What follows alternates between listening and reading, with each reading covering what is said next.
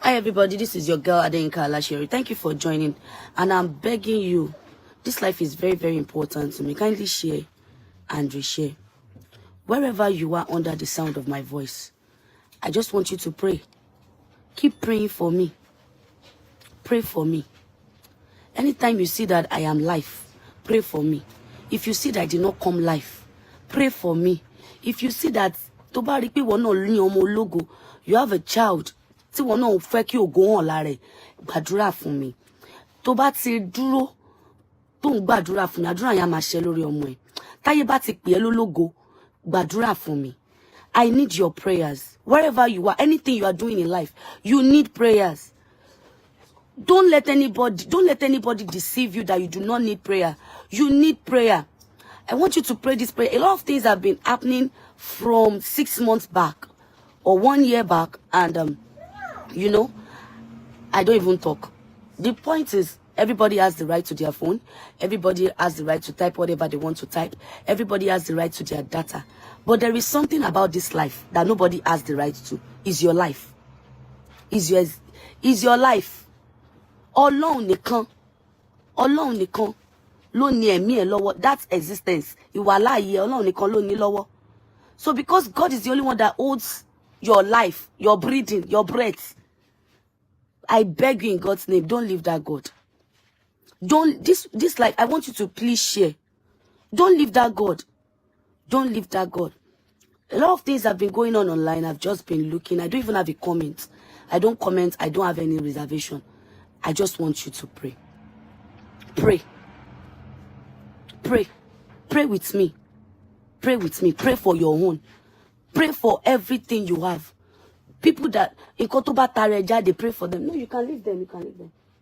Hell, if you want listen, pray for everything that has to do with you. Pray with everything that you have. Ẹni tí ò kí mi kú oríire.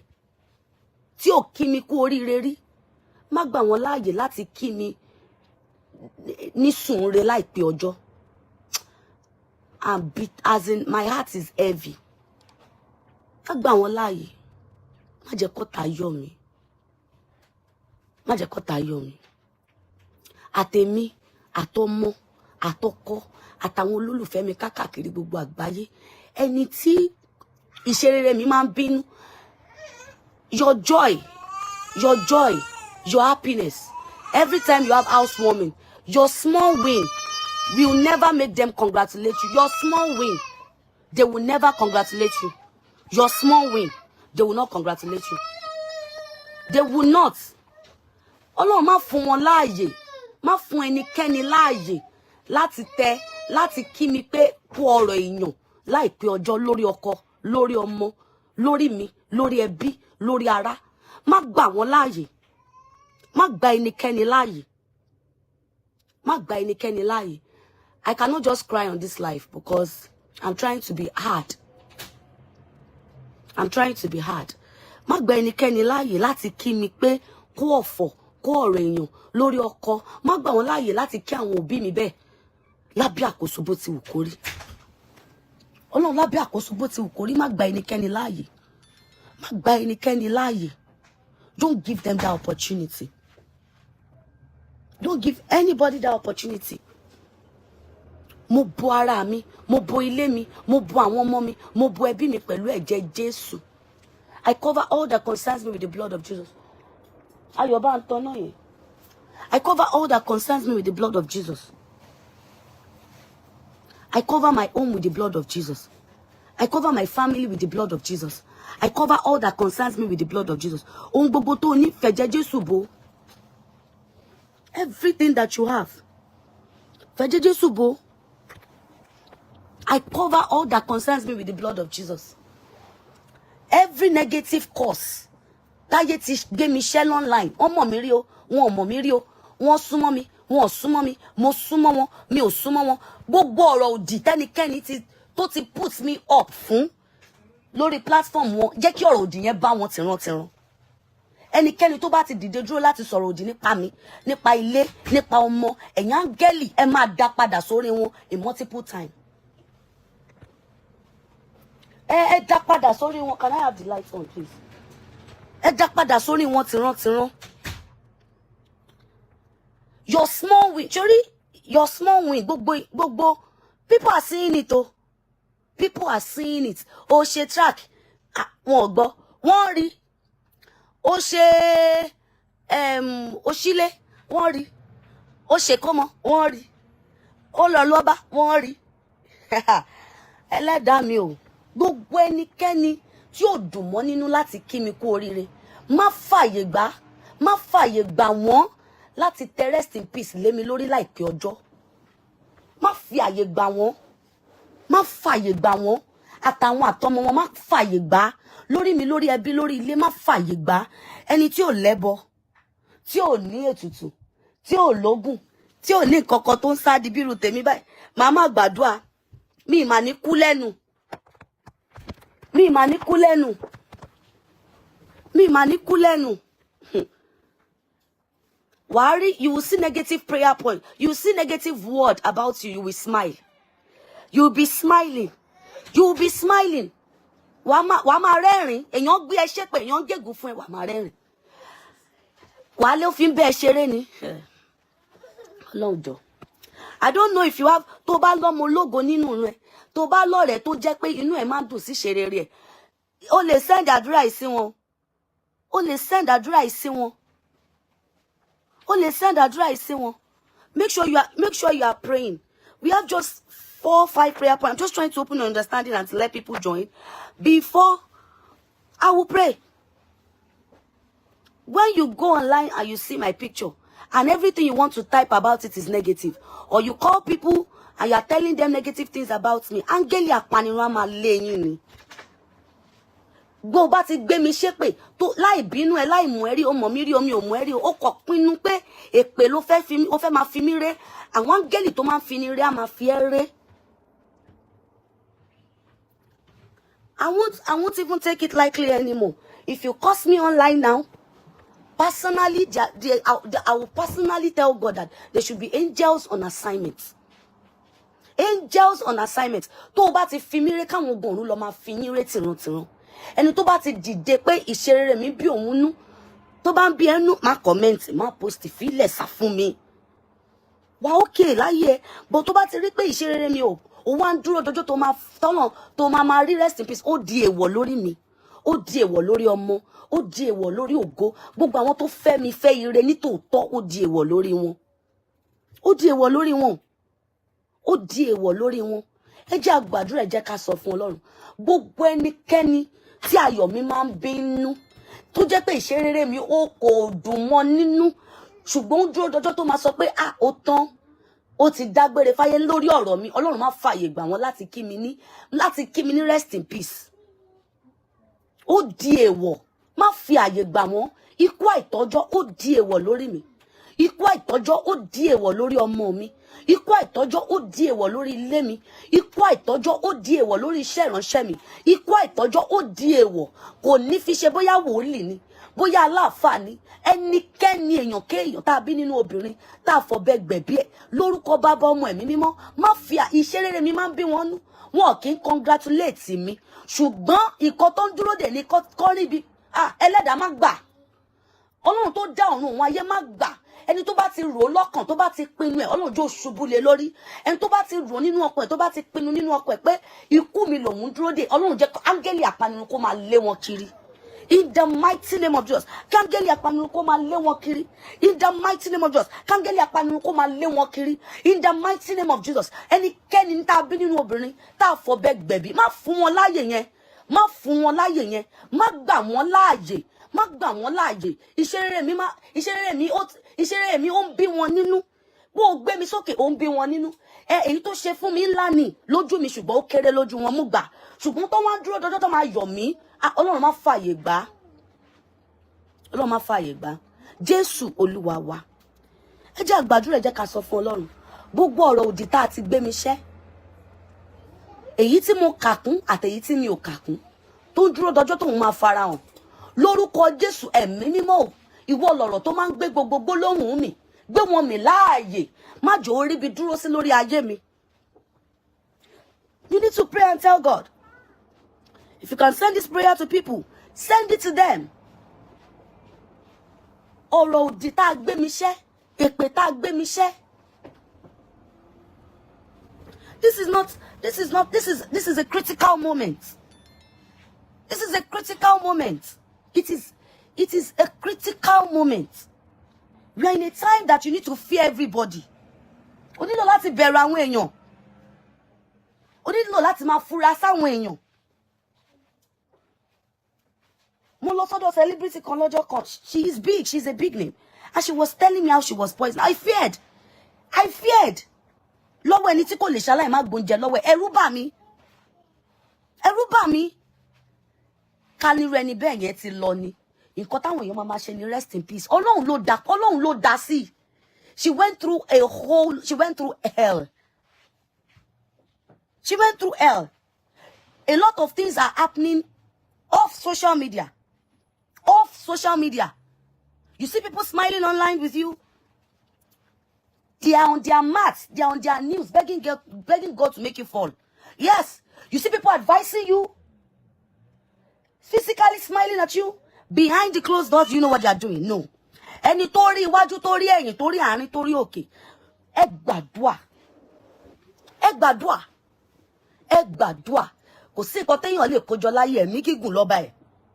Kò sí ẹ̀mí gígùn lọ́ba ẹ̀. Ẹ gbàdúà, ẹ sọ fún Ọlọ́run. Ọlọ́run jọ̀ọ́ nínú àánú. Ọ̀rọ̀ òdì tá a sọ nípa mi, ata ìbò ẹni. Mo kà kún, mi ò kà kún, tó ń dúró dọjọ́ tóun máa farahàn. Ọlọ́run má fààyè gbà, má jẹ́ kó rí ibi dúró sí lórí ayé tèmi. Má jẹ́ kó rí ibi dúró sí lórí ilé mi. Má fààyè gbà, ìmúṣẹ ò gbọdọ̀ wá sí ìmúṣẹ. Ẹlòmíì ibi tó ti ń táìpù ẹgbẹ́ kí ló máa ń pè gbólóhùn àbí kí ló àwọn Yorùbá máa ń sọ tó bá ń tọ́ láyẹn tó máa ń sọ pé gbohùngbohùn, ẹgbẹ́ gbohùngbohùn ló wà, olúgbohùn ló wà, ẹgbẹ́ olúgbohùn ló wà. Ẹ gbàdúrà, ẹ sọ fún Ọlọ́run. Ọlọ́run jọ̀ọ́ nínú àánú. Ọ̀rọ̀ òdì tá a ti sọ ń pa mi, tá a ti gbé mi ṣẹ́, tá a sọ nínú ilé, tá a sọ ní gbangba, bóyá wọ́n táìpù ẹ̀ lórí social media ni, bóyá àwọn tí ò ní dátà lọ táìpù ẹ̀, bóyá wọ́n lọ́lá jù mí lọ, bóyá àjọ lọ́lá bákan náà, bóyá wọ́n lọ́lá tó mi, bóyá wọ́n lórúkọ jù mí lọ, bóyá wọ́n lówó jù mí lọ, gbogbo ẹnikẹ́ni, bóyá wọ́n yá dátà ni, gbogbo ọ̀rọ̀ òdì níbikíbi ní orígun mẹ́rẹ̀ẹ̀rin àgbáyé tá a ti dúró sọ lórí ọ̀rọ̀ èmi Adéyinká, aláṣeyọrí kò ní ṣẹ. Ìwọ náà gbà lórí ọmọ, gbà lórí ọkọ, ohun gbogbo tó bá jẹ́ ayọ̀ ẹ, bẹ̀rẹ̀ sí ní gbà lórí wọn. Ẹlòmíì máa bẹ́ ẹ bóyín láàárọ̀, ó máa bẹ́ ẹ bóyín lọ́sàn-án, tó bá dalẹ̀ ó máa pẹ̀ láwọn tó ń ba tiẹ̀ jẹ́. Òótọ́ ni mo bá ẹ sọ, kì í ṣeré. Don't look at social media and be smiling. I don't fake anything at all. Anything you see on my page, they are so real. This is me online and offline. Tó bá wá fún mi, ẹ̀mí mímọ́ máa wá fún ẹ. Tó bá dojú kọ mí, àwọn ogun ọ̀run máa dojú kọ ẹ. Tó bá bá mi jà láì nídìí, àwọn áńgẹ́lì máa bá ẹ jà láì nídìí. Gbogbo bí tó lóore bá wà, wọ́n máa kọ̀yìn sí ẹ láì nídìí. Tó bá sáré kí n kú, àwọn ọmọ ẹ máa kú tìrantìran. Àkókò yìí kì í ṣe àkókò tí mò ń gba soft prayer. Mi ò mọ anybody rí. Yes. Tó bá ti wá fún ire mi, ire máa wá fún ẹ. Tó bá ti ní pé kí ikú kàn mí, ikú máa kàn ẹ́ tìrantìran. Ikú tó dẹ̀ ní kó kàn mí á fò mí dá tilétilé. Bẹ́ẹ̀ ni. Mi ò mọ báwọn àwọn tó wà nínú ayé ṣe ń pe ògèdè wọn, ṣùgbọ́n mo mọ nǹkan kan pé tí Olúwa nílẹ̀ àti ẹ̀kún rẹ̀, ayé àtòun gbogbo tó tẹ̀dó sínú rẹ̀, ó fi ìdí rẹ̀ sọlẹ̀ lórí òkun, ó gbé ká orí àwọn ìṣàn omi. Ó ní ta ni yóò gorí òkè Olúwa lọ, tàbí ta ni yóò dúró níbi mímọ́ rẹ̀? Ẹni tó ní ọwọ́ mímọ́ tèmi ò ní, àti àyà funfun tèmi ò ní, ẹni tí kò gbé ọkàn rẹ̀ sókè sí asán, èmi ò nírò yẹn. Ṣùgbọ́n Bíbélì ló tún fi yé mi pé nínú rẹ̀ lèmi ti di olódodo, nínú rẹ̀ ni mo ti ní àyà mímọ́, nínú rẹ̀ ni mo ti lè gbé ọwọ́ mímọ́ sókè. Ta lẹni náà tàbí nínú obìnrin tó ń fi ọ̀rọ̀ òdì wá mi, tó fi ń wá ilé mi, tó fi ń wá ọmọ mi, tó fi ń wá ọkọ, tó fi ń wá àwọn olórí àyànmọ́ mi? Lórúkọ Bàbá, Ọmọ, Ẹ̀mí Mímọ́, ilẹ̀ bá wọn jà. Láti òní ìlọ, ilẹ̀ máa bá wọn jà. Lórí rẹ̀ ire ìṣerere dèwọ̀ fún wọn. Gbogbo ẹnikẹ́ni tó bá ti dúró láti súre fún mi, ire kó bá. Ẹni tó bá ti dúró láti gégùn fún mi, tó jẹ́ pé tó bá ti rí fídíò mi báyìí, ègún ló ń rò. Tó bá ti rí pé wọ́n post nǹkan nípa mi pé ó jẹ́ oríire, ègún ló ń rò. Ó ń dúró dọdọ tó máa gbọ́ ibi nípa mi, àwa máa bá mi kẹ́dùn, a máa bá mi Ẹlẹ́dàá má fààyè gbà wọ́n. Ó di èèwọ̀ lórí mi tìrantìran. Ọlọ́run ó di èèwọ̀ lórí mi tìrantìran. Ó di èèwọ̀ lórí mi tẹbítẹbí. Ó di èèwọ̀ lórí mi tilétilé. Ó di èèwọ̀. Ó di èèwọ̀. Ó di èèwọ̀. Jésù Olúwa wa. Àmín. This is the third prayer point. You know, mo wá discover pé ó tó kí n bẹ̀rù èèyàn. Ó tó kí n bẹ̀rù èèyàn. Ìdí ni pé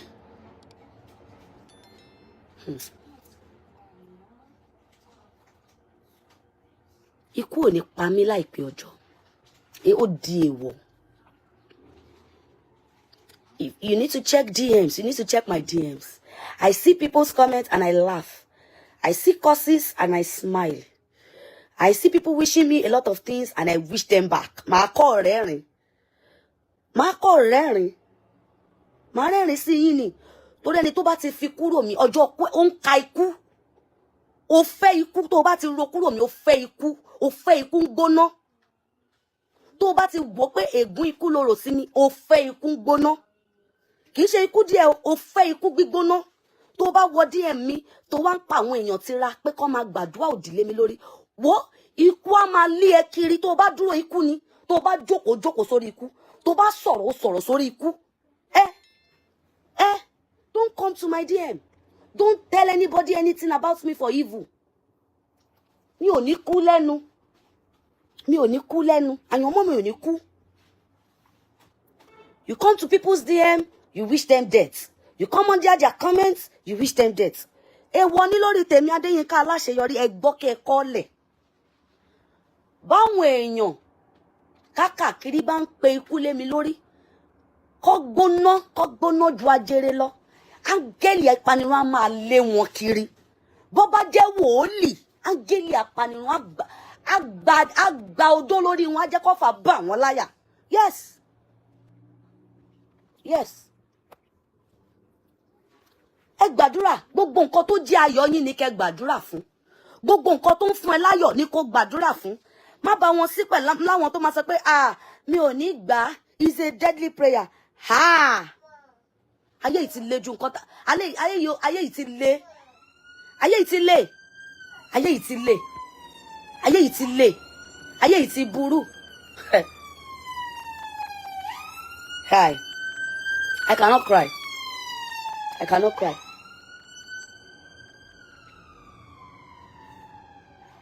I cannot cry. It's so painful. It's so sad. It's so sad and it's so painful. That you don't know what is going on. A lot of things, a whole lot of things behind the scene, behind the camera. Ó mà pọ̀ ju nǹkan tẹ́ ń rí lọ. Ó mà pọ̀ ju nǹkan tẹ́ ń rí lọ on social media. People will be looking at social media, they will be judging you by your social media. No, it's beyond that. It is beyond that. People are going through a lot behind closed door. But the only thing we can do is to pray. The only thing we can do is to pray. If it has not been working for you, start praying. Tí àdúrà bá ṣiṣẹ́ fún ẹ tẹ́lẹ̀, bẹ̀rẹ̀ sí tún gbà. Torí àdúrà ṣiṣẹ́ o. Àdúrà ṣiṣẹ́ o. Let us pray. Pray and tell God. Olúwa, àdúrà kẹta rẹ̀ méje là ń lọ. Àti gba alákọ̀ọ́kọ́, ẹni tí ò kí mi kú oríire rí má gbà wọ́n láàyè láti kọ rest in peace lé mi lórí láìpẹ́ ọjọ́. Ìkejì, ẹni tó ń fi ọ̀rọ̀ òdì wá mi kiri, tó ń fi wá àyànmọ́ mi. Ẹ̀mí mọ́ má jẹ́ kó rí bi dúró sórí mi. Dá padà fún wọn ní ìlọ́po. Ẹlẹ́ẹ̀kẹta lélẹ̀, ẹ gbàdúrà ẹ sọ fún Ọlọ́run. Àwọn ọ̀rẹ́ tí mo kó jọ tó jẹ́ ọ̀tá. Ọlọ́run pín wa níyà pẹ̀lú iná. Fún mo lè má fura o. Ṣùgbọ́n mo mọ̀ pé tọ́lọ́run bá fẹ́ pín wa níyà kò ní sí reason. Wàá kò rí pé ìjà tí ò lè parí bẹ́lẹ̀ láàrin ẹ kò pínyà. Ẹ gbàdúrà ẹ sọ fún Ọlọ́run. Gbogbo àwọn ọ̀rẹ́ tó jẹ́ ọ̀tá mi tí mo kó mọ́ra tí mo kó tira. Olúwa pín wa níyà. Àwọn tí mo fi ṣe màmá, tí mo fi ṣe bàbá, tí mo fi ṣe ẹ̀gbọ́n, tí mo fi ṣe àbúrò tó jẹ́ pé ọ̀tá ni wọ́n. Ọlọ́run fi iná kún láì nídìí mi ò tẹ̀ fẹ́ excuse fún, má fẹ́ excuse lé. Ohun tó bá ti rí pé ó máa pa mí lára pín wa níyà àdúrà. Orúkọ Jésù, orúkọ Jésù, orúkọ Jésù, orúkọ Jésù, orúkọ Jésù, orúkọ Jésù, ilé èṣù agbára ni. Orúkọ Jésù, orúkọ Jésù, orúkọ Jésù, olódodo sáwọbẹ̀ wọ́n yè. Gbogbo ẹnikẹ́ni tí mo fi ṣe ọ̀rẹ́, tí mo fi ṣe àbúrò, tí mo fi ṣe ọmọ ìyá, tí mo fi ṣe ẹ̀gbọ́n, tí mo fi ṣe àbúrò, tí mo fi ṣe màmá, tí mo fi ṣe bàbá, tó jẹ́ pé ibi ló ń wá fún mi, ẹ̀mí mọ́ pín wa níyà láì nídìí. pín wa níyà kò nídìí excuse. Adániwáyé òwúrọ̀ yìí ni mò ń bá ọ sọ. Ọlọ́run pín wa níyà ó di ọ̀rọ̀. Má gbà fún ẹnikẹ́ni èèyàn kéèyàn tá a bí nínú obìnrin láti rí mi ṣe níkà, láti rí mi ṣe níbi. Má gbà fún ẹnikẹ́ni láti fà mí wálẹ̀ kẹ́lòmíì dìde. Ògo ni f'Olúwa lókè ọ̀run. Ẹlẹ́nkẹrin leléyìí, Jésù Olúwa wa. Àmín. Ṣó ráwọn àdúrà yìí má fi ṣeré.